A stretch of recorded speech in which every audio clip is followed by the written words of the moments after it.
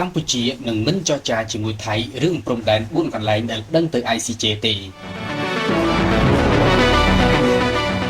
រាជរដ្ឋាភិបាលកម្ពុជាបញ្ជាក់ថាខ្លួនបានសម្រេចថានឹងបញ្ជូនបណ្ដឹងពាក់ព័ន្ធនឹងបញ្ហាព្រំដែនជាមួយប្រទេសថៃនៅតំបន់ប្រាសាទតាមាន់តូចតាមាន់ធំតាក្របីនិងតំបន់មុំ3ទៅកាន់តុលាការយុត្តិធម៌អន្តរជាតិហើយក្នុងកិច្ចប្រជុំព្រំដែនជាមួយថៃនៅថ្ងៃទី14ខែមិថុនាខាងមុខបញ្ហាទាក់ទងនឹងតំបន់ទាំង4ខាងលើមិនត្រូវបានដាក់ក្នុងរបៀបវារៈទេព្រោះទុកឲ្យ ICJ ជាអ្នកសម្រេចក្នុងសេចក្តីថ្លែងការណ៍ចុះថ្ងៃទី4ខែមិថុនាឆ្នាំ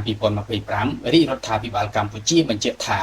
ការយកករណីព្រំដែនកម្ពុជាថៃទៅតុលាការអន្តរជាតិគឺបង្ហាញឆន្ទៈរបស់ខ្លួនក្នុងការគោរពច្បាប់អន្តរជាតិនិងការដោះស្រាយដោយសន្តិវិធីដោយខុសពីការប្រើកម្លាំងវាយឆ្មក់ប្រដាប់អាវុធចូលដោយបំពានក្នុងទឹកដីនៃរដ្ឋអធិបតេយ្យក្នុងសេចក្តីថ្លែងការណ៍សរសេរថារាជរដ្ឋាភិបាលថ្កោលទោសប្រឆាំងនឹងការប្រើប្រាស់កងកម្លាំងដោយមិនញញើតដៃនេះដែលជាការរំលោភយ៉ាងធ្ងន់ធ្ងរលើអធិបតេយ្យភាពបូរណភាពទឹកដីនិងគោលការណ៍នៃភាពជាអ្នកជិតខាងល្អដែលមានចែងនៅក្នុងអនុសារណៈនៃការយោគយល់គ្នា MOU ឆ្នាំ2000រវាងប្រជាជាតិយើងទាំងពីរកម្ពុជាបញ្ជាក់ថាបើថៃមិនសហការក្នុងការបញ្ជូនសំណុំរឿងទៅតុលាការយុត្តិធម៌អន្តរជាតិក្តីក៏កម្ពុជានឹងបន្តដំណើរការដោយឯករាជ្យលើសំណើនេះដែរលើករណីនេះដែរក្នុងសេចក្តីថ្លែងការណ៍កាលពីថ្ងៃទី4ខែមិថុនារដ្ឋាភិបាលថៃ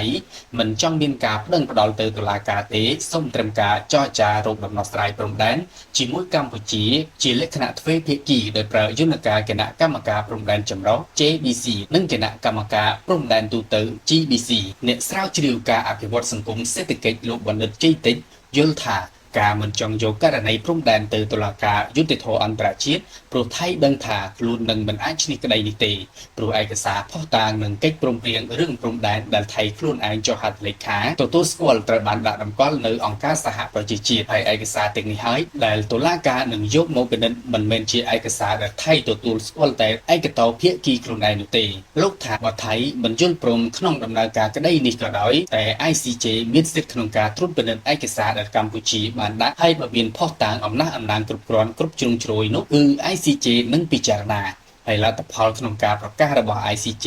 បើថៃបដិសេធមិនទទួលស្គាល់វានឹងបង្ហាញភាពអាប់អន់របស់ថៃលើឆាកអន្តរជាតិនិងបង្ហាញពីចរិតឈ្លានពានមកលើកម្ពុជាបញ្ហាព្រំដែនចំណុចប្រាសាទតាមាន់តូចតាមាន់ធំតាក្របីនិងតំបន់មុំ3បានក្លាយជាបញ្ហារកាំរកូសរវាងកងទ័ពថៃនិងកម្ពុជាមកជាយូរលង់មកហើយរហូតមានការឈ្លានពានវាយឆ្មក់ចូលមកបាញ់សម្រាប់ទាហានខ្មែរម្នាក់កាលពីព្រឹកថ្ងៃទី28ខែឧសភាដែលធ្វើឲ្យស្ថានភាពព្រំដែនកាន់តែកើនកម្ដៅថែមទៀតប្រមុខរដ្ឋាភិបាលកម្ពុជាសម្ដេចធិបតីហ៊ុនម៉ាណែតក្នុងសមាជរដ្ឋសភាព្រឹទ្ធសភា